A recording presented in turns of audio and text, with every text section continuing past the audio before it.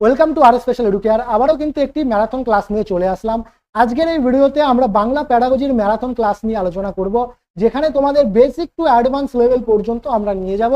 তুমি যদি একদম প্যাডাগজির পিটাও না জানো তাও কোনো সমস্যা নেই। এই ক্লাসটা দেখার পর তোমার যে প্যাডাগজির বাংলা প্যাডাগজির থেকে যে 15খানা কোশ্চেন আসবে, এই 15খানা কোশ্চেনের মধ্যে তুমি চোখ বন্ধ করে 13 থেকে 14খানা কোশ্চেন কিন্তু সলভ করে আসতে পারবে শুধু এই একটা ক্লাসের মধ্য দিয়ে। তাই ক্লাসটা শুরু থেকে শেষ অবধি দেখবে এবং পারলে একটি কপি পেন নিয়ে বসো, যেখানে আমার বলা প্রত্যেকটি কথা এবং প্রত্যেকটি পয়েন্ট তুমি নোট ডাউন করে রাখো, যা পরবর্তী সময়ে তোমাকে কিন্তু রিভিশনে হেল্প করবে। তো আজকের এই ভিডিওতে আমরা তোমার বাংলা প্যাডাগজি নিয়ে আলোচনা করব এবং বাংলা প্যাডাগজির যে কনসেপ্টটা আমরা প্রথমে জানবো সেটা হচ্ছে ল্যাঙ্গুয়েজ লার্নিং এবং ল্যাঙ্গুয়েজ অ্যাকুইজিশন। এই ল্যাঙ্গুয়েজ লার্নিং এবং ল্যাঙ্গুয়েজ অ্যাকুইজিশন বিষয়টা কি? দেখো, আমরা যদি ল্যাঙ্গুয়েজ বিষয়টাকে ভাঙতে যাই, কি ল্যাঙ্গুয়েজ ল্যাঙ্গুয়েজ আমরা কোনো ল্যাঙ্গুয়েজ কিভাবে শিখি বলো? আমরা কোনো ল্যাঙ্গুয়েজ কিভাবে শিখি? আমরা কোনো ল্যাঙ্গুয়েজ মোট দুটি ভাবে শিখতে পারি। কোন দুটি ভাগ? দেখো, প্রথমত হচ্ছে আমরা হয়তো সেই ল্যাঙ্গুয়েজটাকে লার্নিং করব। কি লার্নিং? আমরা হয়তো সেই ল্যাঙ্গুয়েজটাকে লার্নিং করব। আর দ্বিতীয় যেটা, সেটা হচ্ছে হয়তো আমরা সেই ল্যাঙ্গুয়েজটাকে অ্যাকুইজিশন করব। হয়তো আমরা সেই ল্যাঙ্গুয়েজটাকে লার্নিং করব, না হয় সেই ল্যাঙ্গুয়েজটাকে আমরা অ্যাকুইজিশন করব। হয়তো আমরা সেই ল্যাঙ্গুয়েজটাকে লার্নিং করব বা অ্যাকুইজিশন করব। এবার প্রশ্ন হচ্ছে, আমরা লার্নিং কখন করব আর অ্যাকুইজিশন কখন করব? আমরা সেটা বুঝবোই বা কিভাবে যে আমরা ল্যাঙ্গুয়েজটাকে লার্নিং করছি নাকি অ্যাকুইজিশন করছি? এটা বোঝার জন্য দেখো, আমরা প্রত্যেকেই নিজের মাতৃভাষায় কথা বলি। আমরা প্রত্যেকেই এই মাতৃভাষা ছাড়াও আরও একটা বা দুটো, কেউ তিনটে, কেউ পাঁচটে, কেউ 10টা আলাদা আলাদা ভাষা কিন্তু পারি। এবার আমরা যে মাতৃভাষাটায় কথা বলি, বলতো সেই মাতৃভাষাটা শেখার জন্য আমরা কি কোনো কোচিং ইনস্টিটিউটে বা কোনো গ্রামার বই বা কোনো ব্যাকরণ বই শিখেছিলাম? ছোটবেলায় আমরা প্রথমে কি বলা শিখেছি? মা, বাবা। তারপর যখন 1-2 বছর হয়েছে, আমরা নিজেরাই কথা বলতে শিখেছি, যে ভাত খাবো, আধো আধো সরে আমরা কিন্তু কথা বলেছি। এবার সেই সময় আমাদেরকে ব্যাকরণ শিখিয়েছে, সেই সময় আমাদেরকে সেই ভাষার স্ট্রাকচার শিখিয়েছে, শেখায়নি তো। আমরা সেই ভাষাটা কিভাবে শিখলাম? আমরা সেই ভাষাটা আমাদের আশেপাশে যে ভাষায় লোকজন কথা বলেছে সেই ভাষাটাই আমরা শিখেছি, সেই ভাষাটাই আমরা অটোমেটিক শিখে নিয়েছি। এই যে আমরা অটোমেটিক সেই ভাষাটা শিখে নিলাম, সেটাই কিন্তু আমাদের কি হবে? মাতৃভাষা হবে। এবং সেই ভাষাটাই আমরা কি করলাম? অ্যাকুইজিশন করলাম। সেই ভাষাটাই কি করলাম? আমরা অ্যাকুইজিশন করলাম। এবার তাহলে লার্নিং কোনটা? লার্নিং হচ্ছে তার পরবর্তী সময়ে আমরা যখন স্কুলে বা কলেজ বা ইনস্টিটিউট, ভালো কোনো কোচিং সেন্টারে অ্যাডমিশন নিয়েছি, সেখানে গিয়ে আমরা আরও নতুন নতুন ভাষা শেখার জন্য আমরা বিভিন্ন পেইড কোর্স নিয়েছি, আমরা বিভিন্ন বই কিনেছি, আমরা বিভিন্ন গ্রামার পড়েছি, পড়ে আমরা আরও ইংরেজি শিখেছি, আমরা হিন্দি শিখেছি, আমরা সংস্কৃত শিখেছি। এই যে বিভিন্ন ভাষাগুলো আমরা শিখেছি, এই ভাষাগুলো কিন্তু আমরা কি করেছি? লার্নিং করেছি। এবার হতে পারে অনেকে, এই যে আমি হিন্দি বললাম, কি বললাম? হিন্দি। এই হিন্দিটা বা হয়তো অনেকে অ্যাকুইজিশন করেছে, যার বাড়িতে কাকা, দাদু, দিদা, বাবা, মা হিন্দি ভাষায় কথা বলে, সে ছোটবেলার থেকেই হিন্দি ভাষাটাকেই অ্যাকুইজিশন করেছে।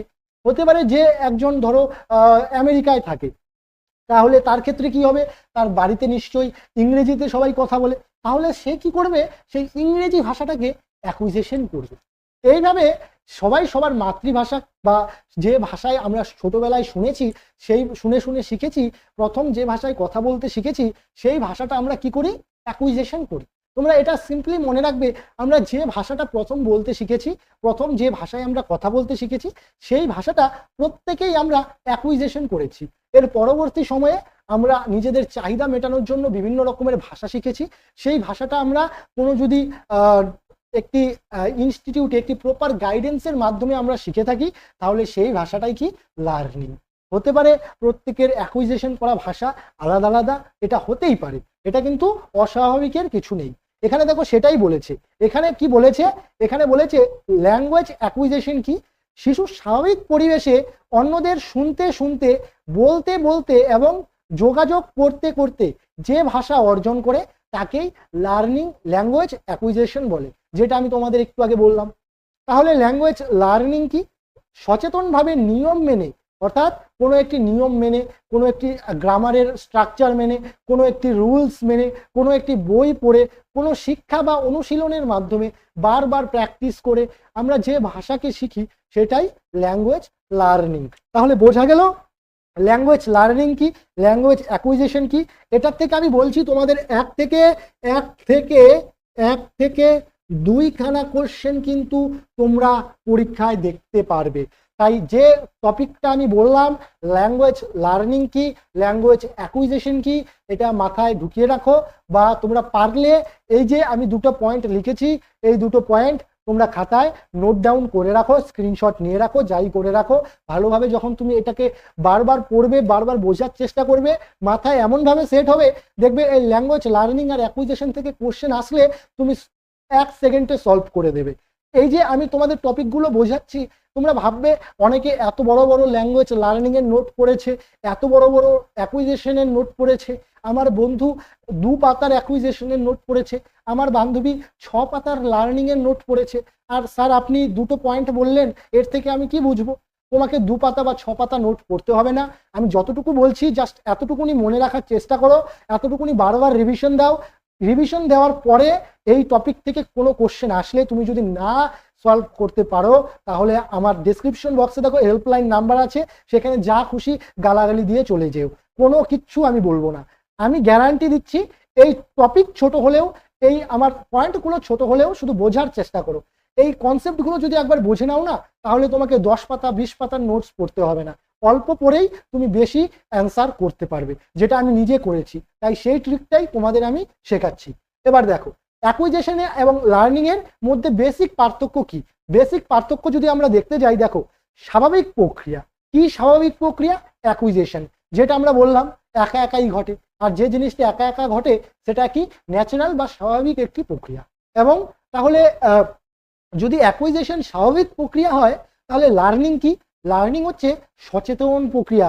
আমরা কোনো ভাষা শিখতে গেলে সেই সময় আমাদের কি করতে হবে? সচেতন থাকতে হবে। আমাদের কি করতে হবে? আমাদের অ্যাক্টিভ থেকে সেই ভাষাটা সুন্দর করে শিখতে হবে। এরপর দেখো অচেতনভাবে ঘটে। এই যে আমি যেটা বললাম অ্যাকুইজিশন, সেটা আমাদের নিজের অজান্তেই কখন ঘটে যায়, কখন আমরা এই বাংলা ভাষা আমাদের মাতৃভাষা শিখে গিয়েছি, আমরা কখন প্রথম মা বলা, কখন প্রথম বাবা বলা, কখন আমরা প্রথম আমি জল খাবো, আমি ভাত খাবো, এই কথা বলা গুলো আমরা কখন শিখে গেছি আমরা কিন্তু নিজেই জানি না। কিন্তু যখন আমরা ইংরেজিতে বা আমাদের মাতৃভাষা যেটা নয় সেই ভাষাটা ছাড়া, মাতৃভাষাটা ছাড়া আমরা যখন অন্য কোনো ভাষায় বলতে যাব যে আমি ভাত খাবো, আমি বাইরে যাব, मैं घूमने जाऊंगा, এটা যে আমি বলতে গেলাম হিন্দিতে, হিন্দি কিন্তু আমার মাতৃভাষা নয়, मैं घूमने जाऊंगा আমি যে বললাম হিন্দিতে, এর জন্য আমাকে সচেতন থাকতে হয়েছে, আমাকে গ্রামারের দিকটা মাথায় রাখতে হয়েছে, কোথাও কোনো গ্রামাটিক্যালি মিস্টেক হচ্ছে না তো, এই বিষয়গুলো আমাকে মাথায় রাখতে হচ্ছে। কিন্তু বাংলা ভাষা বা আমাদের মাতৃভাষা যেটা, আমরা যার যার মাতৃভাষা যেটা, সেই ভাষায় যখন আমরা বলতে যাই আমাদের কিন্তু সচেতন থাকতে হয় না, নিজের অজান্তেই বেরিয়ে যায় বা নিজের অজান্তেই কিন্তু আমরা সেই ভাষাটা শিখে ফেলি। এরপর পরিবেশের ভূমিকা বেশি অ্যাকুইজিশনে। তোমরা পরিবেশে যে ভাষাটা বেশি শুনবে সেই ভাষাটাই তোমাদের অ্যাকুইজিশন হবে। এবং শিক্ষাদানের ভূমিকা বেশি, যেটা বললাম লার্নিং তোমাদের শিখতে হবে, এর জন্য তোমাকে কোনো গাইড ফলো করতে হবে, তাই এক্ষেত্রে শিক্ষাদানের ভূমিকাটা বেশি। সাধারণ মাতৃভাষার ক্ষেত্রে এই অ্যাকুইজিশন কোন ভাষার ক্ষেত্রে হয়? অ্যাকুইজিশন যেটা আমি তোমাদের বললাম, এই অ্যাকুইজিশন কিন্তু সাধারণত তোমাদের মূলত মাতৃভাষার ক্ষেত্রেই হবে। সেকেন্ড ল্যাঙ্গুয়েজ অর্থাৎ দ্বিতীয় ভাষার ক্ষেত্রে অ্যাকুইজিশন হওয়ার সম্ভাবনা কিন্তু খুবই কম। হবে না যে এরকমটা নয়, হয়, তবে সেটা সম্ভাবনা খুবই কম। এই যে ধরো আমি বাংলা ভাষায় কথা বলি, আমি যদি এখন আমেরিকাতে চলে যাই, গিয়ে সেখানে 6 বছর থাকি, তাহলে সেই আমেরিকাতে যে ভাষায় কথা বলে লোকজন, সেটা কিন্তু আমি ধীরে ধীরে শুনতে শুনতে আমি শিখে যাব। সেক্ষেত্রে কিন্তু আমার সেটা লার্নিং নয়, সেটাও কিন্তু আমার অ্যাকুইজিশন হবে। তো এবার দ্বিতীয় বিদেশি ভাষা বেশি দেখা যায়, সেকেন্ড ল্যাঙ্গুয়েজ বা বিদেশি ভাষা শেখার জন্য আমাদের লার্নিংটা বেশি দেখা যায়। এবার দেখো একটা গুরুত্বপূর্ণ পয়েন্ট আমি এটা লিখেছি, এটা কি পয়েন্ট? এখানে দেখো বলা হয়েছে শিশু ভাষা শেখে শুধু গ্রামার মুখস্থ করে নয়, তাহলে শিশু ভাষা কিভাবে শেখে? শিশু কিভাবে শেখে? বরং ভাষা ব্যবহার ও যোগাযোগের মাধ্যমে। শিশু ভাষা কিভাবে শেখে? ব্যবহার ও যোগাযোগের মাধ্যমে কিন্তু শেখে, শিশু ভাষা কিন্তু গ্রামার বা ব্যাকরণের মাধ্যমে শেখে না।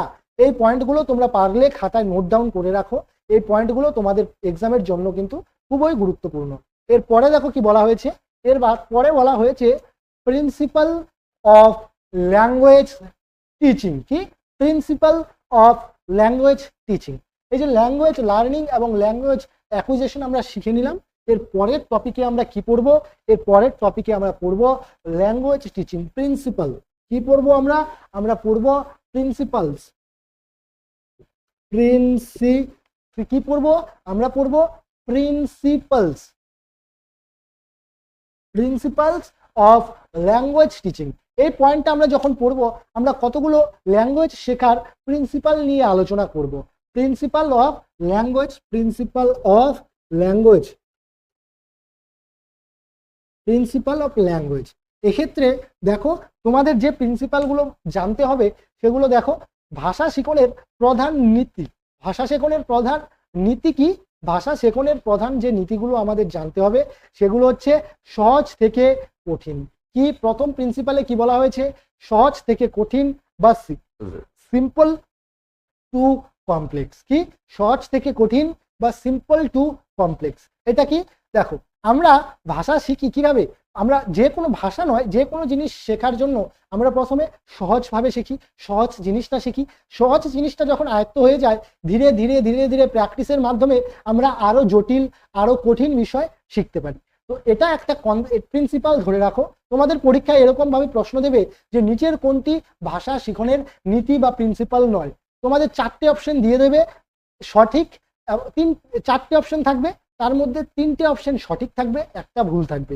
সেই ভুলটা তোমাদের নির্বাচন করতে হবে। তাই প্রিন্সিপালগুলো তোমাদের ভালোভাবে মনে রাখতে হবে। জানা থেকে অজানা, অর্থাৎ নোন টু আননোন। এটা কি দেখো, নোন টু আননোন বা জানা থেকে অজানা। এখানে হচ্ছে আমরা প্রথমে যে বিষয়টা আমরা জানি, যেরকম বাবা মা, একটি ছোট শিশু কি জানে?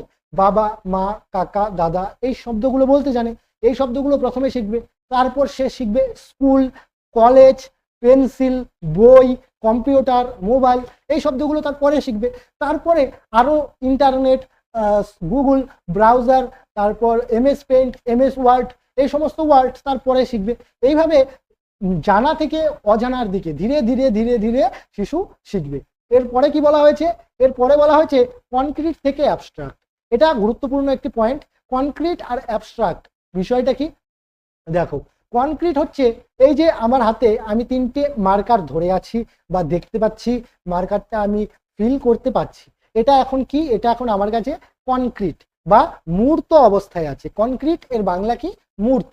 এবার আমি যখন এই মার্কার 3টেকে রেখে দেব, রেখে দেওয়ার পর আমি চোখ বন্ধ করে ভাবছি আমার হাতে যে মার্কার 3টা ছিল, মার্কার 3টার আয়তন কিরকম ছিল, ধরে আমি কি ফিল করতে পারলাম, এটা আমি এখন ভাবছি। এই যে আমি এখন ভাবছি, এটা কি? এটা অ্যাবস্ট্রাক্ট হয়ে গেছে আমার কাছে। অর্থাৎ পঞ্চ ইন্দ্রিয়ের মাধ্যমে আমরা যে জিনিসটাকে ফিল করতে পারবো না, সেটাই আমাদের কাছে অ্যাবস্ট্রাক্ট। এবং আমরা যে জিনিসটাকে পঞ্চ ইন্দ্রিয়ের মাধ্যমে ফিল করতে পারবো সেটা হচ্ছে কনক্রিট। অনেকে গুলিয়ে ফেলো যে আমাদের চোখের সামনে যেটা আছে সেটাই কনক্রিট, চোখের সামনে যেটা নেই সেটা অ্যাবস্ট্রাক্ট। এটা কিন্তু ভুল কথা। এই যে আমি দেখো, আমি এখানে তোমাদের 2 নাম্বারটা লিখছি, এই যে 1 2 3 4 5। আমাকে বলো তো, এই যে আমি নাম্বারগুলো লিখলাম 1 2 3 4 5, এই নাম্বারগুলো কনক্রিট না অ্যাবস্ট্রাক্ট? কমেন্ট সেকশনে জানাও, এই নাম্বারগুলো কি কনক্রিট নাকি অ্যাবস্ট্রাক্ট? তোমরা তো অনেকেই বলবে স্যার এটা আমি চোখে দেখতে পাচ্ছি, তার মানে এটা তো কনক্রিট। না, এটাই কিন্তু ভুল। এটা মোটেও কনক্রিট নয়, এটা কি? অ্যাবস্ট্রাক্ট। আমি কেন এটাকে অ্যাবস্ট্রাক্ট বললাম? কারণ এগুলো তো জাস্ট একটা কল্পনা, থিঙ্কিং। এক এক মানে কি? এক মানে আমরা যদি এটার বিষয়টাকে ভালোভাবে এক্সপ্লেন করি, কোনো জিনিস যখন একটা থাকবে সেটাকে আমরা 1 দিয়ে রিপ্রেজেন্ট করি, কোনো জিনিস যখন 2টো থাকবে সেটাকে আমরা 2 দিয়ে রিপ্রেজেন্ট করি। তাহলে এটা আমরা জাস্ট একটা কল্পনার মাধ্যমে সেটাকে প্রকাশ করি যে এক মানে একটা জিনিস কোথাও হয়তো আছে, বা কোথাও হয়তো এক মানে একটা জিনিস সেটা কোথাও হয়তো বর্তমানে আছে বা ভবিষ্যতে ছিল বা ফিউচারে থাকবে, সেটাকেই আমরা এই নাম্বার দিয়ে প্রকাশ করি। তাই এই নাম্বারগুলো কিন্তু কোনোদিনও কনক্রিট নয়, এগুলো অ্যাবস্ট্রাক্ট। তো এটা মনে রাখবে। শুধু এটা বলবে না তোমরা যে জিনিসটা আমরা চোখের সামনে দেখবো সেটাই কনক্রিট। কনক্রিট জিনিসটা কি? যেটা আমরা পঞ্চ ইন্দ্রিয়ের মাধ্যমে ফিল করতে পারি, অনুভব করতে পারি। বোঝা গেল? এরপরে দেখো, এরপরে কি বলা হয়েছে, অ্যাক্টিভ পার্টিসিপেশন। অ্যাক্টিভ পার্টিসিপেশন কি? অ্যাক্টিভ পার্টিসিপেশন হচ্ছে এই যে আমি তোমাদের বললাম এক মানে একটা মার্কার, যখন আমি মার্কারটাকে দেখবো, তোমরা সবাই দেখতে পাচ্ছ একটা মার্কার, তখন কিন্তু এটা অ্যাবস্ট্রাক্ট হয়ে যাবে। কিন্তু আমি যখন এখানে নাম্বার দিয়ে রিপ্রেজেন্ট করব, সেটা কিন্তু কি, সেটা কিন্তু তোমাদের অ্যাবস্ট্রাক্ট। আর যখন আমি ভুল বলেছি হয়তো, এই যে মার্কারটা যখন আমি দেখাবো, সেটা কি, সেটা হবে কি, সেটা হবে কনক্রিট। আর যখন আমি এখানে নাম্বার দিয়ে রিপ্রেজেন্ট করব, সেটা হয়ে যাবে অ্যাবস্ট্রাক্ট বা বিমূর্ত। এরপরে দেখো অ্যাক্টিভ পার্টিসিপেশন কি? অ্যাক্টিভ পার্টিসিপেশন হচ্ছে শিশুকে শুধু শুনিয়ে নয়, তাকে বলতে, পড়তে, লিখতে এবং অংশগ্রহণ করতে দিতে হবে। অর্থাৎ শিশুরা নিজেরা পার্টিসিপেট করে, নিজেরা অনুভব করে, ফিল করে কোনো বিষয় শিখবে। এরপরে ইন্ডিভিজুয়াল ডিফারেন্স। ইন্ডিভিজুয়াল ডিফারেন্স কি? আমরা জানি প্রত্যেকটি ব্যক্তির মধ্যে কিছু না কিছু বিশেষতা আছে। তোমরা দেখবে সিতারে জমিন পার মুভিসটিতে প্রত্যেকটি চিলড্রেন, প্রত্যেকটি শিশু কিন্তু স্পেশাল। তাদের মধ্যে কিছু না কিছু ক্রিয়েটিভিটি, কিছু না কিছু বিশেষতা আছে। একজন শিক্ষক হিসাবে আমাদের তাদের সুযোগ দিতে হবে তাদের সেই ফিল্ডে তাদের বেস্ট করে তুলতে। প্রতিটি শিশুর ভাষার দক্ষতা এক নয়, তাই শিক্ষকের টিচিং স্ট্র্যাটেজি নমনীয় হতে হবে। নমনীয় হতে হবে, কারণ প্রত্যেকটি ব্যক্তি জন্মগত সূত্রে বা জিনগত সূত্রে কিছু বিশেষতা নিয়ে জন্মায়, তাই তারা ইন্ডিভিজুয়ালি ডিফারেন্স হয়। প্রত্যেকে বিশেষের মধ্যে স্পেশাল, তাই তাদের একটু শিক্ষককে কি হতে হবে, একটু নমনীয় হতে হবে। একটু নমনীয় হলে কি হবে, শিক্ষার্থীরা ভালোভাবে শিখতে পারবে। এরপরে দেখো ভাষা বিকাশের গুরুত্বপূর্ণ স্কিল। ভাষা শিখনের গুরুত্বপূর্ণ স্কিল যখন আমরা জানতে যাব, তখন আমাদের যে বিষয়টা মাথায় রাখতে হবে, তোমরা দেখবে ভাষা শিখনের যে তোমাদের গুরুত্বপূর্ণ স্কিল আমরা কি দিয়ে রিপ্রেজেন্ট করি, LSRW। LSRW দিয়ে আমরা রিপ্রেজেন্ট করি। এলতে কি, এলতে হচ্ছে লিসনিং, এলতে কি, এলতে লিসনিং, এসতে স্পিকিং, আরতে রিডিং, ডাব্লিউতে রাইডিং। এই চারটে ওয়ার্ড তোমরা খাতায় লিখে রাখো। ভাষা শিখনের এই চারটাই মূল স্ট্রাকচার। এই চারটার উপর বেস করেই আমরা ধীরে ধীরে স্টেপ বাই স্টেপ একটা ভাষায় আমরা কি করি, আমরা মাস্টারি ওরিয়েন্ট করি, আমরা সেই ভাষাটাকে আয়ত্ত করতে শিখি। দেখো প্রথমে আমরা যদি লিসনিং এর কথা বলতে যাই, এখানে শিশু প্রথমে অন্যের কথা শোনে এবং তারপর সেই ভাষাকে অনুকরণ করে। একটি শিশু কি করে, প্রথমে অন্যের ভাষাকে শোনে এবং তারপর সেই ভাষাটাকে কি করে অনুকরণ করার মাধ্যমে কিন্তু শেখে। এরপরে দেখো কি বলা হয়েছে, লিসনিং এ বলা হয়েছে শব্দ ভান্ডার বৃদ্ধি পায় লিসনিং এর মাধ্যমে। এরপর উচ্চারণ উন্নত হয়, এরপর বাক্য গঠনে ধারণা হয়, এরপর অর্থ বোঝার ক্ষমতা বাড়ে। অর্থাৎ শিশু যদি কোনো ভাষা শোনে, তাহলে তার মধ্যে এই চারটে বিষয় কিন্তু বৃদ্ধি পায়। শব্দ ভান্ডার বৃদ্ধি পাবে, উচ্চারণ উন্নত হবে, বাক্যের গঠন ধারণা হবে এবং অর্থ বোঝার ক্ষমতা বাড়বে। এরপরে দেখো স্পিকিং স্কিলে কি বলা হয়েছে, স্পিকিং শিশুকে নিজের ভাবনা প্রকাশ করতে সাহায্য করে। স্পিকিং মানে বলা। আমরা যখন কোনো কিছু বলি, বলার মাধ্যমে কি প্রকাশ করি, আমরা নিজের অনুভব, নিজের ফিলিংসকে প্রকাশ করি। অর্থাৎ শিশু নিজের অনুভব, নিজের ফিলিংসকে প্রকাশ করে এই স্পিকিং এর মাধ্যমে। এর মাধ্যমে কি হয়, শিশুর কমিউনিকেশন স্কিল ভালো হয়। অর্থাৎ শিশু একে অপরের সাথে ভালোভাবে কমিউনিকেট করতে পারে, অন্যের ভাষা নিজে ভালোভাবে শিখতে পারে, নিজের ভাষা অন্যকে বোঝাতে পারে এবং কনফিডেন্স বাড়ে। যখন তুমি নিজের কথা অন্যকে ভালোভাবে বোঝাতে পারবে বা অন্যের কথা নিজে ভালোভাবে বুঝতে পারবে, তখন কি হবে, তোমার মধ্যে কিন্তু একটা আলাদা লেভেলের কনফিডেন্স আসবে যে হ্যাঁ আমি পারি। তো এই কনফিডেন্সটা কখন বাড়বে, যখন তোমার কমিউনিকেশন স্কিল ভালো হবে, যখন তুমি স্পিকিং স্কিল ভালো পারবে, তখনই কিন্তু এই কনফিডেন্সটা বাড়বে। এবং ভোকাবুলারি, যত তুমি কথা বলবে তত নতুন নতুন ভাষা শিখবে, যত তুমি অন্যের কথা শুনবে তত অন্যের বলা নতুন নতুন শব্দ ভান্ডার তোমার মধ্যে বৃদ্ধি পাবে। সামাজিক মিথস্ক্রিয়া বৃদ্ধি পায়। তুমি যখন ভালোভাবে কমিউনিকেট করতে পারবে, অন্যের ভাষা ভালোভাবে শুনতে পারবে, তখন তাদের যে বলার ভঙ্গিমা সেটা তোমার মধ্যে চলে আসবে বা সেটা তুমি অনুভব করতে পারবে। এর ফলে কি হবে, তোমার সামাজিক মিথস্ক্রিয়া বৃদ্ধি পাবে। এই যে আমি বললাম LSRW, এগুলো কিন্তু তুমি কখনো এভাবে বলতে যাবে না, WRLS এভাবে উল্টো পুল্টো ভাবে বলবে না। কেন বলবে না, এটা কিন্তু এই সিকোয়েন্স অনুযায়ী হয়। দেখো এটা আসবে 1 নম্বরে, এটা আসবে 2 নম্বরে, এটা আসবে 3 নম্বরে এবং এটা আসবে 4 নম্বরে। কিভাবে আসবে দেখো, আমরা জন্মাবার পর প্রথমে কি শিখি, প্রথমে আমরা কি লিখতে শিখি, না বলতে শিখি, না আমরা প্রথমে পড়তে শিখি, কোনটা শিখি? আমরা জন্মাবার পর প্রথমে যে জিনিসটা শিখি সেটা কি, সেটা হচ্ছে তোমাদের শোনা। আমরা জন্মাবার পর শুনতে শিখি, শুনে শুনে শুনে শুনে আমরা তারপর যখন শুনতে শুনতে আমরা যখন সেই ল্যাঙ্গুয়েজটাকে অ্যাকুইজিশন করে নেব, তখন আমরা কি করব, স্পিকিং করব, বা আমরা তখন বলতে শিখবো, স্পিকিং বা বলা। এবং আমরা যখন শুনতে শিখলাম, বলতে শিখলাম, তারপর আমরা ধীরে ধীরে ধীরে ধীরে কি করব, লিখতে শিখবো বা রাইটিং শিখবো। লিখতে বা সরি, লিখতে নয়, আমরা পড়তে শিখবো। পড়তে বা রিডিং করতে শিখবো। পড়তে বা রিডিং করতে যখন শিখবো, তারপর ধীরে ধীরে ধীরে ধীরে কি করব, আমরা রাইটিং শিখবো বা আমরা কি লেখা শিখবো।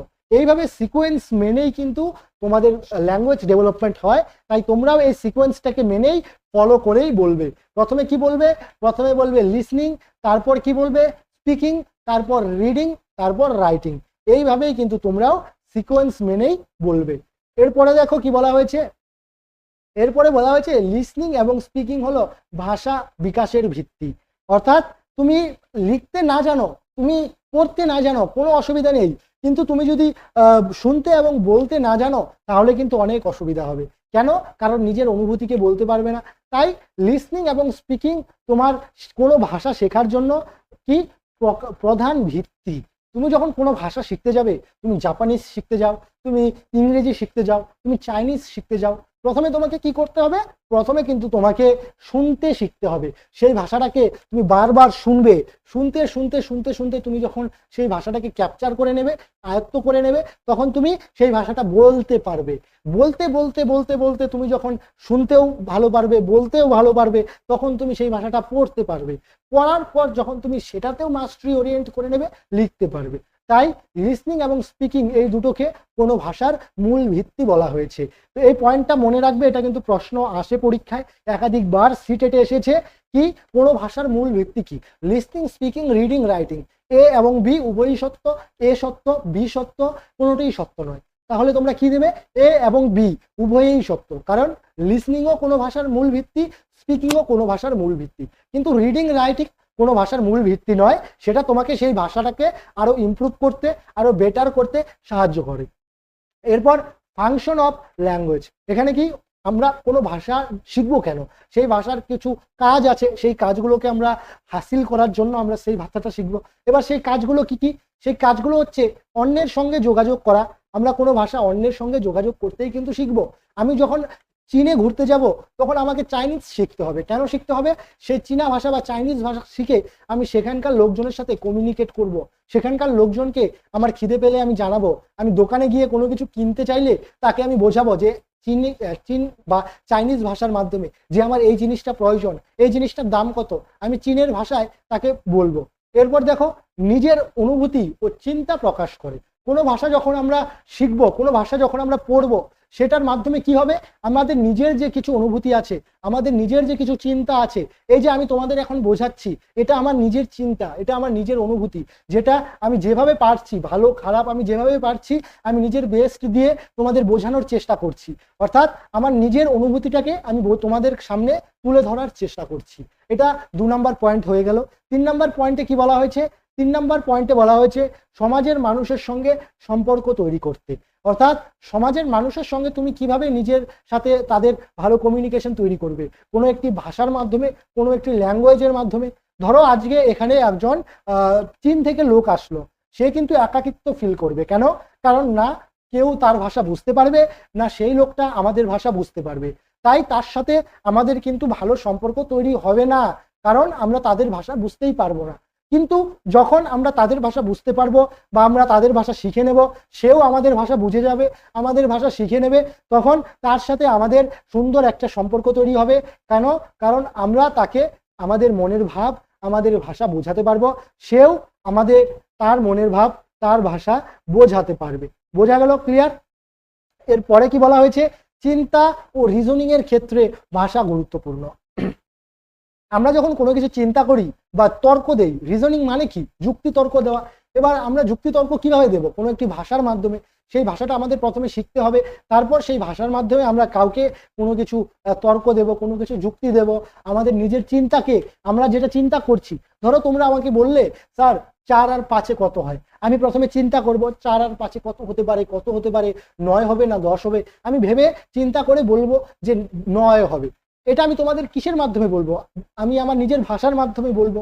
এই যে আমি তোমাদের বললাম 4 আর 5 9 হয়, তারপরে তোমরা বললে স্যার আমি মানি না, আমাকে যুক্তি দিন, আমাকে বুঝিয়ে দিন।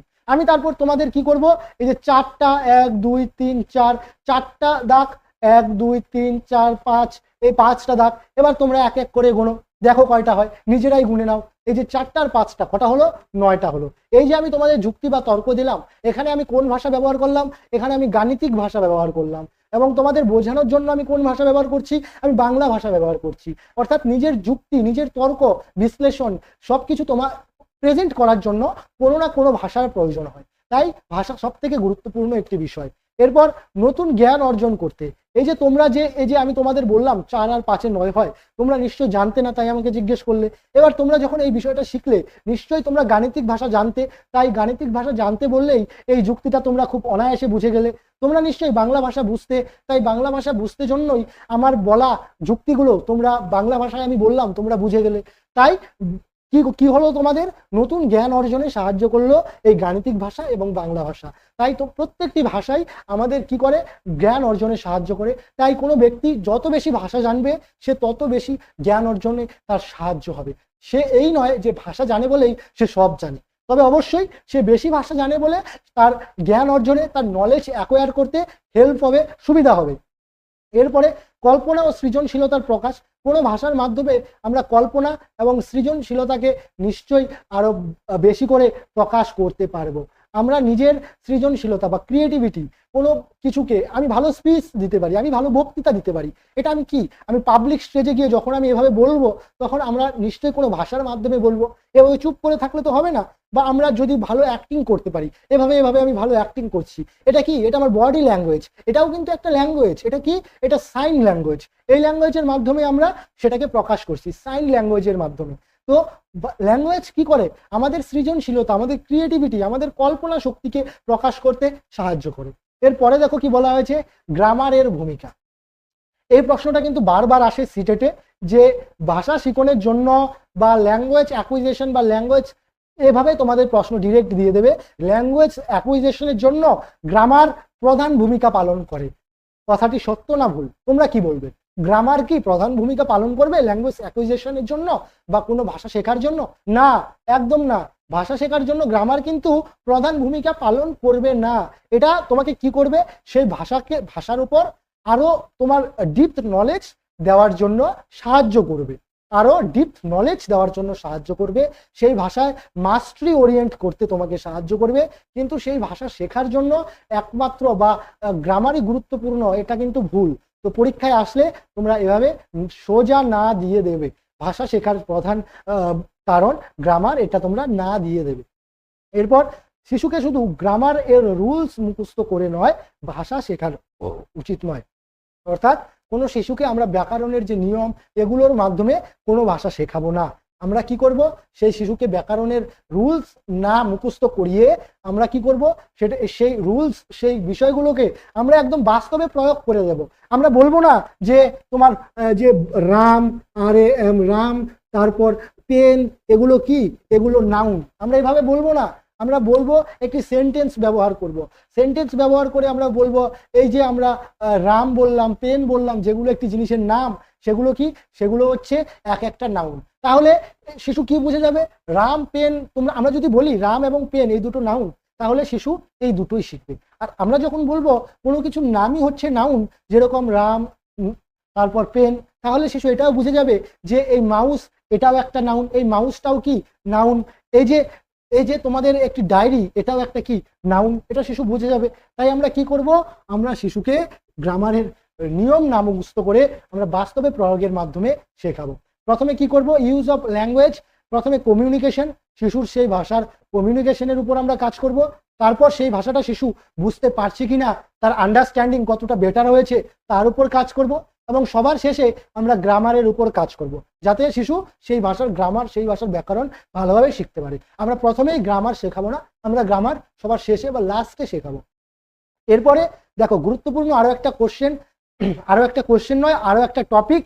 এই টপিক থেকেও তোমরা 1 থেকে 2টো কোশ্চেন দেখতে পারবে। তাই এই টপিকটাও তোমরা ভালোভাবে শিখবে। তার আগে আমি একটু জল খেয়ে নিচ্ছি।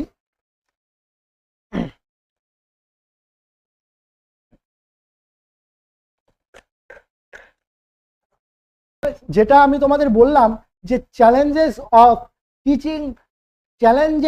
Teaching language in diverse classroom, অর্থাৎ এখানে কি বলা হয়েছে, ডাইভার্স ক্লাসরুম মানে কি, এই টপিকটা তোমরা ভালোভাবে মনে রাখবে যে ডাইভার্স ক্লাসরুম মানে কি। ডাইভার্স ক্লাসরুম মানে কি, আমি এখানে একটা শ্রেণীকক্ষ আঁকছি, দেখো এটা ধরো একটা স্কুল, এটা ধরো একটা স্কুল, এই স্কুলের এই ক্লাসের ভেতরে এই যে একটা ছেলে, এই যে একটা মেয়ে, এই যে আরো একটা ছেলে, এই যে আরো একটা মেয়ে, এরা কি, এরা বিভিন্ন ভাষায় কথা বলে। ধরো এই ছেলেটা বাংলা ভাষায় কথা বলে, এর মাতৃভাষা বাংলা। এই মেয়েটা হিন্দি ভাষায় কথা বলে, কি হিন্দি ভাষায় কথা বলে। এই ছেলেটা ইংরেজি ভাষায় কথা বলে, ইংরেজি ভাষায় কথা বলে। এই মেয়েটা কি ভাষায় কথা বলে, এই মেয়েটা ধরো বাংলা ভাষায় কথা বলে। তাহলে আমরা কি করব, এই যে একটা ক্লাসের মধ্যে দেখো কত রকমের ভাষা, এই যে বাংলা ভাষা, দুজনে বাংলা ভাষায় কথা বলে, তারপর কি বলে, একজন হিন্দি ভাষায় কথা বলে, একজন ইংরেজি ভাষায় কথা বলে। তাহলে কি এই যে ক্লাসরুম, বিভিন্ন রকমের ভাষার লোকজন, ছাত্রছাত্রী এখানে পড়তে এসেছে, তাহলে এটাকে কি আমরা একটা চ্যালেঞ্জ হিসাবে গ্রহণ করব? আমরা কি এটাকে চ্যালেঞ্জ হিসাবে গ্রহণ করব? মোটেও নয়, এটা আমাদের চ্যালেঞ্জ নয়, এটা কি আমাদের একটা সুযোগ। ক্লাসরুমের মধ্যে বিভিন্ন ভাষায় যেহেতু ছাত্রছাত্রীরা কথা বলছে, তাহলে আমিও বিভিন্ন রকমের ভাষা শিখতে পারবো। এই যে বাংলা ভাষার কথা বলা শিক্ষার্থী বা শিক্ষক, সেও কিন্তু হিন্দি ভাষা শিখতে পারবে, সেও কিন্তু ইংরেজি ভাষা শিখতে পারবে। পাশাপাশি এই হিন্দি এবং ইংরেজি ভাষার শিক্ষার্থী এবং যিনি আছেন, শিক্ষার্থীরা আছেন, তারাও কিন্তু বাংলা ভাষা শিখতে পারবে। তাই এটা মোটেও চ্যালেঞ্জ নয়, এটাকে আমাদের কি করতে হবে, একটা সুযোগ হিসাবে কাজে লাগাতে হবে। কি একটা সুযোগ হিসাবে কাজে লাগাতে হবে, ডাইভার্স ক্লাসরুম। এবার diverse classroom, language in diverse classroom. এবার আমি তোমাদের তো বললাম ল্যাঙ্গুয়েজের ক্ষেত্রে ডাইভার্স ক্লাসরুম। এবার হতে পারে এক্ষেত্রে কিছু ছাত্রছাত্রীর আইকিউ ধরো 110 প্লাস, আবার কারোর আইকিউ ধরো 90, আবার কারোর আইকিউ ধরো 75। এই বিভিন্ন ধরনের আইকিউ যুক্ত ছাত্রছাত্রী যখন ক্লাসে প্রেজেন্ট থাকবে, তাহলেও কিন্তু আমরা সেটাকে চ্যালেঞ্জ হিসাবে কাজে লাগাবো না, সেটাকেও আমরা সুযোগ হিসাবে কাজে লাগিয়ে সেটাকে আমরা একটা প্রপার লেসন প্ল্যান এর মাধ্যমে সুন্দরভাবে পরিচালনা করব। বোঝা গেল? ক্লিয়ার? তাই এই ধরনের কোশ্চেন যখন আসবে, ডাইভার্স ক্লাসরুম সেটাকে একজন শিক্ষক চ্যালেঞ্জ হিসাবে গ্রহণ করবে, সুযোগ হিসাবে গ্রহণ করবে, নাকি চ্যালেঞ্জ সুযোগ কোনোটা হিসাবেই গ্রহণ করবে না, নাকি ক্লাসরুম ছেড়ে শিক্ষক পালিয়ে যাবে? এই চারটে অপশন থাকলে তোমরা কি করবে, তোমরা প্রথম অপশনটা সিলেক্ট করবে যে এই ধরনের ক্লাসরুমে শিক্ষক মহাশয় কি করবে, শিক্ষক মহাশয় সেটাকে একটা সুযোগ, সেটাকে একটা অপরচুনিটি হিসাবে কিন্তু কাজে লাগাবে। বোঝা গেল? ক্লিয়ার? এরপরে দেখো কি বলা হয়েছে, এরপরে দেখো বলা হয়েছে মাতৃভাষায় শক্তিশালী কেউ, দ্বিতীয় ভাষায় দুর্বল কেউ, অন্য অঞ্চলের ভাষায় কথা বলে, কারোর ভোকাবুলারি কম, কারোর প্রোনাউন্সিয়েশনের সমস্যা আছে। এগুলো কি, এগুলো সব ডাইভার্স ক্লাসরুম। এরকম বিভিন্ন সমস্যাযুক্ত ছাত্রছাত্রীরা তোমার শ্রেণীকক্ষে থাকতেই পারে। তাই তুমি এই যে কারোর ভোকাবুলারি কম, সে কি করবে, যার ভোকাবুলারি ভালো তার থেকে সে ভোকাবুলারিটা শিখে নেবে। হতে পারে এর ভোকাবুলারি কম, মানে কমজোর, কিন্তু এর প্রোনাউন্সিয়েশন ভালো, সে কি করবে, এই যে দ্বিতীয় একজন ছাত্রের দেখো কারোর প্রোনাউন্সিয়েশনের সমস্যা আছে, সে একে প্রোনাউন্সিয়েশন শেখাবে, আবার একে ভোকাবুলারি শিখাবে। আবার মাতৃভাষায় শক্তিশালী যে আছে, সে হয়তো এই যে দ্বিতীয় ভাষায় দুর্বল, একে তার মাতৃভাষাটা শিখিয়ে দেবে, আবার এ হয়তো একে এর ভাষাটা শিখিয়ে দেবে। এভাবে এদের মধ্যে কমিউনিকেশন যত ভালো হবে, তত এদের মধ্যে তত আন্ডারস্ট্যান্ডিং ভালো হবে, ততই কিন্তু ক্লাসরুমটা সুন্দর হবে এবং রিসোর্স হিসাবে তুমি সেই শ্রেণীকক্ষটাকে কাজে লাগাতে পারবে। এরপরে দেখো কি বলা হয়েছে, শিক্ষকের কি করণীয় এরকম ক্লাসরুম থাকলে। শিশুর ভাষাকে ভুল না বলে, অপমান না করে তাকে কি করতে হবে, তার মাতৃভাষাকে সম্মান করতে হবে। মাল্টিলিঙ্গুয়াল রিসোর্স ব্যবহার করা উচিত, অর্থাৎ বিভিন্ন ভাষাকে রিসোর্স হিসাবে ব্যবহার করবে। পেয়ার ওয়ার্ক বা গ্রুপ ওয়ার্ক করানো উচিত। এ যেটা পারে না তার অন্যজন সেটা শিখিয়ে দেবে, ও যেটা পারে না ও তাকে সেটা শিখিয়ে দেবে, এভাবে গ্রুপ ওয়ার্কের মাধ্যমে শেখাতে হবে। এরপর ছবি, গল্প, অডিও ভিজুয়াল ম্যাটেরিয়ালস এগুলোর মাধ্যমে শেখাতে হবে। এটা কিন্তু তোমাকে শিক্ষক হিসাবে করতে হবে। এগুলো তুমি নোট ডাউন করে নিতে পারো, বা পিডিএফটি চাইলে ডেসক্রিপশনে দেওয়া হেল্পলাইন নাম্বারে মেসেজ করো, তোমাকে ফ্রি অফ কস্ট পিডিএফটা প্রোভাইড করে দেওয়া হবে। এরপর মাল্টিলিঙ্গুয়ালিজম is a resource not a problem. কি মাল্টিলিঙ্গুয়ালিজম কি? একটি রিসোর্স হিসাবে কাজে লাগাতে হবে, এটাকে একটি সমস্যা হিসাবে বা প্রবলেম হিসাবে তোমাকে কাজে লাগানো যাবে না। এটা কিন্তু আমাদের লেটেস্ট বা মডার্ন যে এডুকেশন পলিসি সেটা কিন্তু বারবার বলে। এরপর দেখো ল্যাঙ্গুয়েজ স্কিলের কথা আবার এখানে এসেছে। ল্যাঙ্গুয়েজ স্কিল কি, যেটা আমরা আগেও আলোচনা করেছি। এলতে কি হয় লিসনিং, এসতে কি হয় স্পিকিং। প্রথমে আমরা লিসনিং আর স্পিকিং শিখবো, তারপর আরতে কি হবে রিডিং, আর ডাব্লিউতে কি হবে রাইটিং। অর্থাৎ শোনা, তারপর কি বলা, তারপর কি লেখা, তারপর কি না সরি লেখা নয় পড়া, তারপর লেখা। কি আমি এখানে লিখছি দেখো, প্রথমে শোনা, শোনা, তারপর বলা, তারপর পড়া, তারপর লেখা। এইভাবে কিন্তু আমাদের শিখতে হবে, এইভাবে কিন্তু আমাদের সিকোয়েন্স অনুযায়ী আমাদের কাজটা করতে হবে। এরপর দেখো কি বলেছে, এরপর দেখো বলেছে দুটি ভাগে ভাগ করা যায়। এই যে আমরা চারটে বললাম লিসনিং, স্পিকিং, রিডিং, রাইটিং, এই চারটে বিষয়কে আমরা দুটো ভাগে ভাগ করব। কোন দুটি ভাগ? প্রথমটা হচ্ছে রিসেপটিভ স্কিল, কি রিসেপটিভ স্কিল এবং কি প্রোডাক্টিভ স্কিল। রিসেপটিভ স্কিল এবং প্রোডাক্টিভ স্কিল। রিসেপটিভ স্কিল মানে গ্রহণযোগ্য যেগুলো, প্রোডাক্টিভ স্কিল মানে যেগুলো আমরা উৎপাদন করব। এবার এই চারটের মধ্যে রিসেপটিভ স্কিলে কোন দুটো পড়ছে? লিসনিং এবং রিডিং। কেন? কারণ আমরা কি করি দেখো, আমরা রিসিভ করি কি, আমরা কি রিসিভ করি? আমরা শুনি, অর্থাৎ অপরজনের কথা আমরা রিসিভ করি, শুনি। এবং আমরা যখন পড়ি বা রিডিং করি, কেউ খাতায় লিখে রেখেছে সেটাকে আমরা রিসিভ করছি, আমরা পড়ছি। তাই এই দুটো কি রিসেপটিভ স্কিল। আর প্রোডাক্টিভ স্কিল কি, মানে উৎপন্ন করছি আমরা। আমি এই যে কথাটা বলছি এটা আমার ব্রেনের মধ্যে প্রসেস হয়ে আমি উৎপন্ন করছি, আমি প্রোডাক্ট তৈরি করছি এই কথাগুলো। তো তাই এগুলো কি আমি যে বলছি বা স্পিকিং, এটা কি প্রোডাক্টিভ স্কিল। আর রাইটিং আমি যখন লিখবো সেটাও কিন্তু আমি প্রোডাক্ট বা আমি নিজের মতো করে আমি তৈরি করছি। তাই এগুলো কি প্রোডাক্টিভ স্কিল। অর্থাৎ রিসেপটিভ স্কিলে কি অপরজনের কথা, অপরজনের লেখা আমি জাস্ট রিসিভ করব, আমি জাস্ট শুনবো, আমি জাস্ট পড়বো। আর প্রোডাক্টিভ স্কিলে কি আমি আমার নিজের লেখা লিখবো, আমি বলবো, এটা কি প্রোডাক্ট আমি তৈরি করছি, এটা কি প্রোডাক্টিভ স্কিল। বোঝা গেল রিসেপটিভ স্কিল আর প্রোডাক্টিভ স্কিল কোনগুলো? এটাও কিন্তু কোশ্চেন দিয়ে দেয়, মাঝে মধ্যেই কিন্তু দিয়ে দেয়। এখান থেকে কোশ্চেন আসার সম্ভাবনা কিন্তু 100-এ তোমাদের 90% আছে। এরপর লিসনিং স্কিল কোনগুলো? লিসনিং স্কিল মানে শব্দ শোনা নয়, শোনা, বোঝা, অর্থ তৈরি করা। কি লিসনিং স্কিল বলতে শুধু শোনা নয়, শোনার সাথে সাথে বোঝা এবং অর্থ তৈরি করাও কিন্তু হবে। এরপর এরপর লিসনিং স্কিলের মাধ্যমে কি হয়? প্রোনাউন্সিয়েশন ভালো হয়, ভোকাবুলারি বাড়ে, এরপর মিনিং, কোনো জিনিসের মিনিং আমরা বুঝতে পারি, এবং কমিউনিকেশন ভালো হয়। এরপর ক্লাসরুম অ্যাক্টিভিটি। ক্লাসরুমে তোমাকে এই যে লিসনিং, অর্থাৎ লিসনিংয়ের মাধ্যমে আমরা যেগুলো শুনি এগুলো তুমি কিভাবে ডেভেলপ করবে ক্লাসরুমে। স্টোরি শোনাবে ছাত্রছাত্রীদের, অডিও ক্লিপ শোনাবে, কনভারসেশন করাবে ছাত্রছাত্রীদের মধ্যে। এরপর টিচার ইনস্ট্রাকশন দেবে, টিচারের ইনস্ট্রাকশন ছাত্রছাত্রীরা শুনবে। এরপর রাইমস পড়বে, এগুলোর মাধ্যমে তাদের লিসনিং স্কিল বেটার হবে। এরপর লিসনিং স্কিল অর্থাৎ স্পিকিং স্কিল। স্পিকিং স্কিল হলো নিজের চিন্তা ও অনুভূতিকে মৌখিকভাবে প্রকাশ করা। যেরকম স্পিকিং স্কিল উন্নতি করার অ্যাক্টিভিটিস, কিভাবে তুমি উন্নত করবে? কনভারসেশনের মাধ্যমে, রোল প্লের মাধ্যমে, ডাউটস অর্থাৎ ডিবেটস মানে যুক্তিতর্ক, আমরা যে ডিবেট কম্পিটিশন করি তার মাধ্যমে, স্টোরি টেলিংয়ের মাধ্যমে, পিকচার ডিসকাশনের মাধ্যমে, picture discussion, group discussion, answer, question answer, interview, এগুলোর মাধ্যমে কিন্তু আমরা কি করব? স্পিকিং স্কিলকে ডেভেলপ করব। এগুলো অতটা গুরুত্বপূর্ণ নয়, জাস্ট একবার তোমরা রিভিশনের জন্য খাতায় লিখে রাখো, জাস্ট একবার পড়ে নেবে। এরপর টিচার এর বলা কমিয়ে স্টুডেন্টকে বলতে বেশি সুযোগ দিতে হবে। অর্থাৎ টিচার এখানে অ্যাক্টিভ কম থাকবে, এখানে টিচার জাস্ট গাইডেন্স হিসাবে কাজ করবে, স্টুডেন্টস এখানে অ্যাক্টিভলি পার্টিসিপেট করবে, স্টুডেন্ট এখানে বেশি অ্যাক্টিভ থাকবে। তো এটাই কিন্তু আমাদের লেটেস্ট যে এডুকেশন পলিসি সেটা বলে। এরপর রিডিং স্কিলে, রিডিং স্কিল শুধু শব্দ উচ্চারণ করা নয়, রিডিং এবং ডিকোডিং।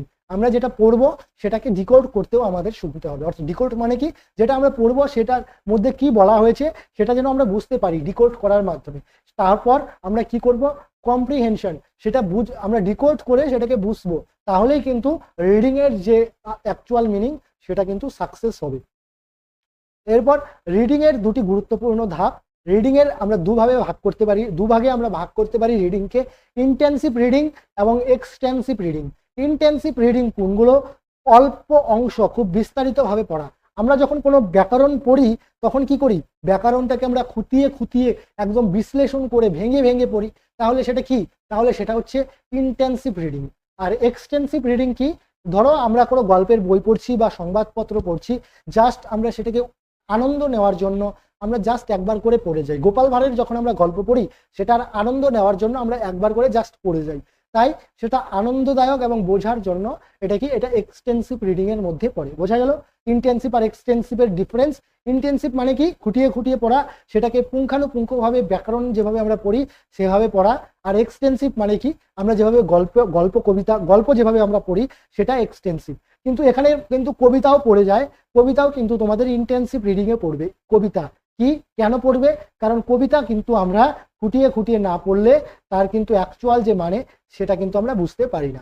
এরপর দেখো রিডিং এর উদ্দেশ্য, রিডিং আমরা কেন করব, মিনিং বোঝা, ভোকাবুলারি বৃদ্ধির জন্য, ক্রিটিক্যাল থিঙ্কিং এর জন্য, ইনফরমেশন সংগ্রহ করা এবং আনন্দের জন্য। এই সমস্ত কারণের জন্য কিন্তু আমরা কি করি, আমরা রিডিং করি।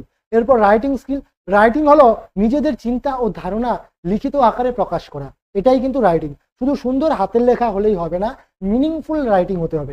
যেটা তুমি লিখবে সেটা শুধু সুন্দর হ্যান্ড রাইটিং হলেই হবে না, তার মধ্যে কি মিনিং আছে, সেটা আদৌ কি মিনিংফুল, এটাও কিন্তু আমাদের দেখতে হবে। এরপর শিশুকে গল্প লিখতে দিতে হবে যাতে তার রাইটিং স্কিল ডেভেলপড হয়, নিজের অভিজ্ঞতা লিখতে দিতে হবে, অর্থাৎ তাকে ডায়েরি লিখতে দিতে হবে যাতে তার রাইটিং স্কিল ডেভেলপড হয়, ছবি দেখে লিখতে দিতে হবে যাতে তার রাইটিং স্কিল ডেভেলপড হয়, চিঠি লিখতে দিতে হবে যাতে তার রাইটিং স্কিল ডেভেলপড হয়। এরপর ছোট ছোট প্যারাগ্রাফ তাকে লিখতে দিতে হবে।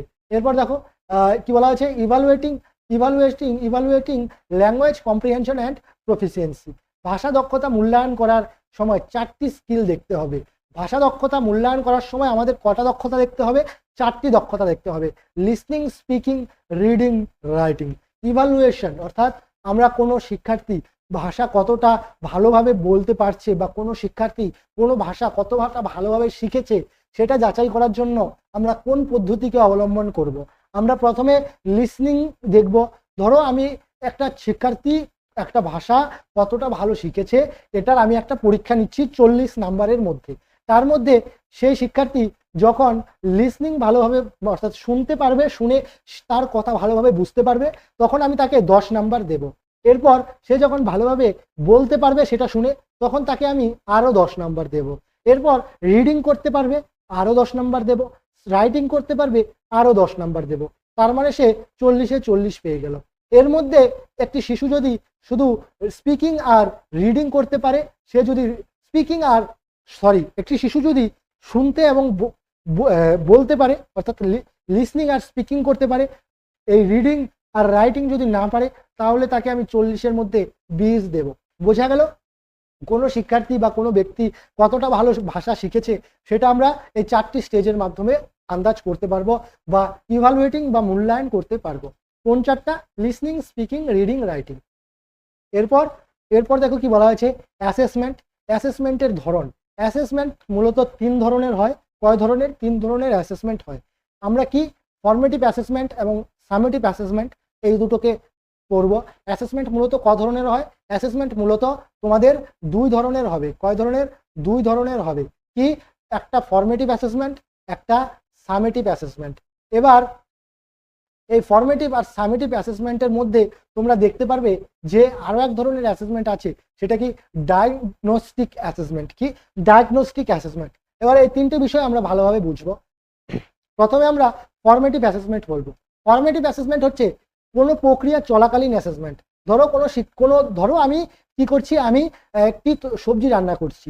সেই সবজি রান্না করাকালীন আমি রান্নার নুন ঠিকঠাক হয়েছে কিনা সেটা দেখার জন্য আমি একটা সবজি নিয়ে মুখে দিয়ে আমি সেটাকে মূল্যায়ন করলাম যে না, আর একটু নুন দিলে হয়তো রান্নাটা ভালো হবে। এবার আমি আরেকটু নুন দিয়ে দিলাম, দেওয়ার পর সবজিটা হয়ে গেল, আমি সবজিটা বাইরে বের করে দিলাম, নামিয়ে দিলাম, এবার সবাইকে খাবার দিয়ে দিলাম। এবার তারপরে সবাই খেয়ে আমাকে বললো যে না, আরেকটু নুন হলে হয়তো ভালো হতো। তারপরে কিন্তু আমি সেখানে আর নুন দিতে পারবো না, কারণ সবাই খেয়ে নিয়েছে। এই যে তারা ফাইনাল যে অ্যাসেসমেন্ট করে দিল, যার পরে আমি কোনো সংশোধন করতে পারবো না, সেটাই কিন্তু সামেটিভ অ্যাসেসমেন্ট। যেরকম তোমরা ক্লাসে কি করো, ইউনিট টেস্ট দাও, মক টেস্ট দাও, এই ইউনিট টেস্ট, মক টেস্ট এগুলোর পরে কিন্তু তুমি কোনো কনসেপ্ট বুঝতে না পারলে সেই কনসেপ্টটাকে আরো ভালোভাবে শিখতে পারবে, সুযোগ পাবে। কিন্তু ফাইনাল পরীক্ষা দেওয়ার পর সেই কনসেপ্টটা আরো ভালোভাবে বুঝে পড়ে কোনো লাভ নেই, কারণ তোমার কিন্তু পরীক্ষা হয়ে গিয়েছে। তাই এই যে unit test, class test, mock test, এগুলো কি, এগুলো ফর্মেটিভ অ্যাসেসমেন্টের মধ্যে পড়বে। আর সামেটিভ অ্যাসেসমেন্টের মধ্যে তোমাদের হাফ ইয়ারলি, অ্যানুয়ারলি, কোয়ার্টার এক্সাম, এগুলো কি তোমাদের সামেটিভ এক্সামের মধ্যে পড়বে। First semester, second semester, third semester, এগুলো কি সামেটিভ এক্সামের মধ্যে পড়বে। আর ডায়াগনস্টিক টেস্ট কি? ডায়াগনস্টিক টেস্ট হচ্ছে এমন একটা পরীক্ষা, ধরো একটি ক্লাসরুমে 6জন ছাত্র আছে, 6জন ছাত্রের মধ্যে আমি একটি টপিক বোঝালাম, তার মধ্যে 4জন ছাত্র বুঝে গেল আর 2জন ছাত্র বুঝতে পারলো না। তারপর আমি কি করব, এটা কি করে বুঝলাম যে 2জন বুঝতে পারলো না আর 4জন বুঝেছে? আমি নিশ্চয়ই একটি পরীক্ষা নেব। এই যে আমি পরীক্ষাটা নিয়ে বুঝতে পারলাম ওই 2জন ভালো স্কোর করতে পারলো না, ওই 2জন ভালোভাবে উত্তর দিতে পারলো না, তার মানে ওই 2জন বুঝতে পারেনি এই টপিকটা। এই যে আমি মূল্যায়ন করলাম, এটাই কি, এটাই ডায়াগনস্টিক টেস্ট, অর্থাৎ ডায়াগনস্টিক পরীক্ষা। এর মাধ্যমে আমি কি করব, নির্ণয় করব যে কোনো ছাত্র বা শিক্ষার্থী কোনো টপিক কতটা বুঝেছে কি কতটা বুঝেনি, তার কোন বিষয়টায় খামতি আছে, এটা আমি দেখব। এরপর কি করব, আমি তাকে রিমিডিয়াল টিচিং দেব। রিমিডিয়াল টিচিং এর মাধ্যমে কি করব, তাকে তাকে আমি সেই বিষয়টা ভালোভাবে বোঝাবো। এই diagnostic test, remedial teaching, formative, summative, এটা জাস্ট তোমরা একটু কনসেপ্ট হিসাবে এখানে বুঝে নাও। এটা তোমাদের আলাদা একটা ক্লাসের মাধ্যমে বোঝাতে হবে, এটা অনেক বড় একটা টপিক। জাস্ট তোমরা এখানে জাস্ট একটা বেসিক কনসেপ্টের জন্য এইটুকু বুঝে নাও। এরপর শুধু গ্রামারের নম্বর দেখে শিশুর লার্নিং প্রফিসিয়েন্সি বিচার করা উচিত নয়, কারণ গ্রামারের নাম্বার, আমরা গ্রামারটাকে লাস্ট স্টেজে রাখবো। তার আগে হতে পারে কোনো শিক্ষার্থী গ্রামার ভালো নাই পারতে পারে, তাই সে যে ল্যাঙ্গুয়েজটা পারে না, সেটা কিন্তু একদম ভুল ধারণা। তাই আমরা গ্রামার ভালো পারে বলেই সে পারে, গ্রামার ভালো পারে না বলেই সে পারে না, এই ধারণা আমাদের দূর করতে হবে। এরপর টিচিং লার্নিং ম্যাটেরিয়ালস বা টিএলএম, যেটা বর্তমানে এলটিএম বলা হয়, লার্নিং টিচিং ম্যাটেরিয়াল, অর্থাৎ লার্নিংকে গুরুত্ব বেশি দেওয়া হয়। এই টিচিং লার্নিং টিএলএম কে বদলে বর্তমানে কিন্তু এলটিএম নাম রাখা হয়েছে, মডার্ন এডুকেশন সিস্টেমে। এখানে দেখো কি বলা হয়েছে, উদাহরণ, টিএলএম এর উদাহরণ কি হতে পারে, চার্ট, ছবি, মানচিত্র, মডেল, ব্ল্যাকবোর্ড, ফ্ল্যাশবোর্ড, বাস্তব বস্তু, পুতুল, নাম্বার কার্ডস, অডিও ভিজুয়াল উপকরণ ইত্যাদি। এবার টিএলএম কি, যে জিনিসগুলো পড়তে শিক্ষককে পড়ান এবং শিক্ষার্থী সহজে শেখেন, যে জিনিসগুলোর সাহায্যে শিক্ষক পড়ান এবং শিক্ষার্থীরা সহজেই শেখে। এই যে আমি হোয়াইট বোর্ডটা ইউজ করছি, মার্কারগুলো ইউজ করছি, এগুলোর মাধ্যমে আমি তোমাদের বোঝাচ্ছি এবং তোমরা সহজেই বুঝে যাচ্ছ। তাই এই হোয়াইট বোর্ড, এই মার্কার কি, একটা টিএলএম। বোঝা গেল তো টিএলএম কি, বোঝা গেল। এরপর পাঠ্য বই, অর্থাৎ টেক্সট বই, এই টেক্সট বইয়ের মাধ্যমে আমি তোমাদের পড়াবো, তাই এই টেক্সট বইটাও কিন্তু একটা টিএলএম। বোঝা গেল, ক্লিয়ার?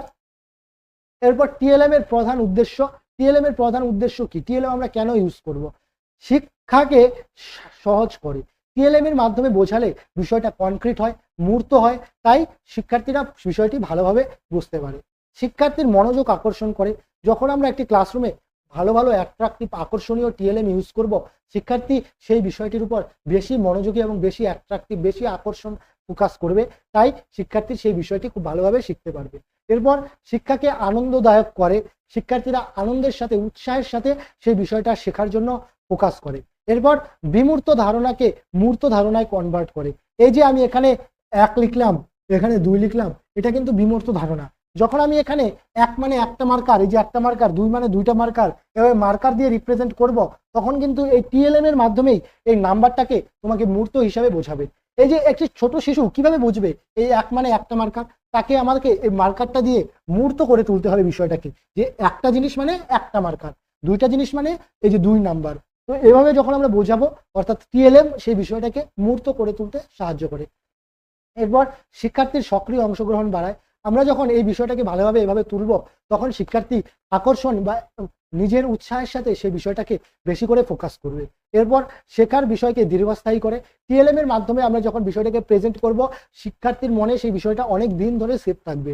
বিভিন্ন ইন্দ্রিয়ের মাধ্যমে শেখার সুযোগ দেয়। এই যে আমরা টিএলএম ইউজ করব, একসাথে শিশু শুনতে, যখন আমরা একটি অডিও ভিজুয়াল এইডস ইউজ করব, যেরকম আমরা ধরো শ্রেণীকক্ষে একটি ডিজিটাল বোর্ড আনলাম, এতদিন আমরা হোয়াইট বোর্ডে পড়িয়েছি, হঠাৎ করে আমরা ডিজিটাল বোর্ড আনলাম, সেক্ষেত্রে শিশু কোনো একটি ছবি বা ইমেজ দেখতে পারবে, সেই ছবিটা সম্পর্কে শুনতে পারবে, একবারে তার দুটো তিনটে ইন্দ্রিয় কাজ করবে।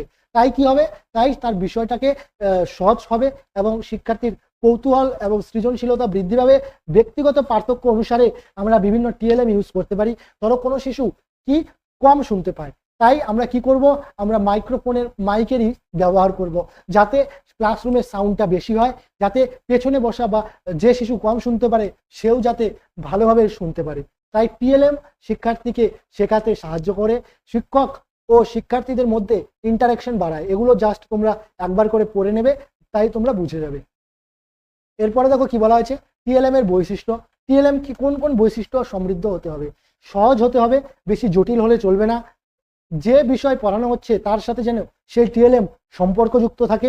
এরপর শিক্ষার্থীর দৃষ্টি আকর্ষণ করতে হবে, অর্থাৎ টিএলএমটা অবশ্যই অ্যাট্রাকটিভ হতে হবে, কম খরচের হতে হবে, বেশি এক্সপেন্সিভ হলে চলবে না। ব্যবহার করা সহজ হতে হবে, খুব যে এরকম নয় এরকম টিএলএম আনলাম যেটা কেউ ব্যবহারই করতে পারছে না, এরকম করা চলবে না। খুব সহজেই ব্যবহার করা যায় এরকম কিছু টিএলএম আমাদের ব্যবহার করতে হবে। এরপর শিক্ষার্থীর বয়স ও মানসিক বিকাশের উপর উপযোগী হতে হবে। শিক্ষার্থীর বয়স এবং মানসিক বিকাশের উপর ভিত্তি করে আমাদের টিএলএম তৈরি করতে হবে। শুধু সুন্দর হলেই হবে না, শেখার উদ্দেশ্য পূরণ করতে হবে। শুধু সুন্দর সহজ সরল এগুলো হলেই হবে না, আমরা যে কাজের জন্য টিএলএমটাকে আনছি সেই কাজটাকে যেন ফুলফিল ভাবে করতে পারে, এই বিষয়টাও মাথায় রাখতে হবে। টিএলএম এর শ্রেণী বিভাগ। টিএলএম কে মূল কয় ভাগে ভাগ করা যায়? টিএলএম কে কিন্তু মূলত তোমাদের কয় ভাগে ভাগ করা যায়? মূলত 3 ভাগে ভাগ করা যায়। 3 ধরনের টিএলএম আমরা এখানে দেখতে পাচ্ছি।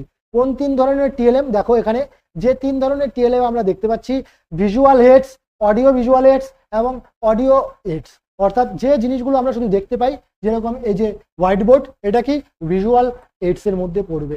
যে জিনিসটা শোনা যায়, এই যে আমি বলছি এবং তোমরা আমাকে দেখতে পাচ্ছ, আমাকে দেখতেও পাচ্ছ, আমি বলছি শুনতেও পাচ্ছ, এটা কি? এটা অডিও ভিজুয়াল এইডস।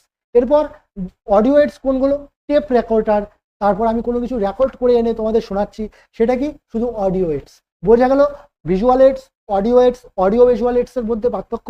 যেটা শুধু দেখা যাবে শোনা যাবে না সেটা কি? Visual AIDS. যেটা শুধু শোনা যাবে দেখা যাবে না সেটা কি? Audio AIDS. যেটা শোনাও যাবে দেখাও যাবে সেটা কি? Audio visual AIDS. ক্লিয়ার? এরপর দেখো, যেরকম এখানে আমি চার্ট বানিয়েছি, যেরকম কি দেখো অডিও ভিজুয়াল, এই যে ভিজুয়াল এইডস এর মধ্যে কোনগুলো পড়বে? ভিজুয়াল এইডস এর মধ্যে কিন্তু পড়বে ছবি, চার্ট, পোস্টার, মানচিত্র, ব্ল্যাকবোর্ড, মডেল, গ্লোব, এগুলো কিন্তু ভিজুয়াল এইডস।